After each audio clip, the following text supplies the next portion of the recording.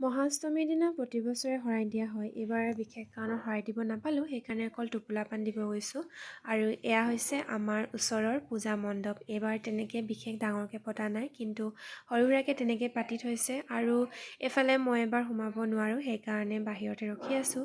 পেহীয়ে টোপোলা দিবলৈ গৈছে আৰু এয়া মই অকলে অকলে ৰখি আছোঁ। আৰু এইফালে দিলে প্ৰসাদ, আৰু প্ৰসাদ খাই মেলি আমি আহিলোঁ। আৰু ইয়াত এয়া সৰু সুৰাকৈ কেইখনমান দোকান দিছে আৰু পূজা বস্তু ওলাইছে। তেনেকৈ বাৰু একো কিনা নাই, বাকী এইবোৰ চব পেঁপা বজাইছে পূৰা।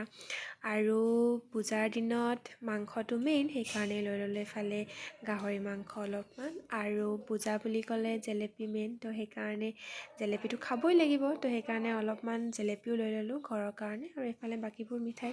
তো আজিৰ ভিডিঅ'টো ইমানেই। তো আজিলৈ বাই বাই। নেক্সট এটা ভ্লগৰ সৈতে আকৌ লগ পাম। তো আপোনালোকৰ পূজা কেনেকুৱা গৈছে জনাব দেই।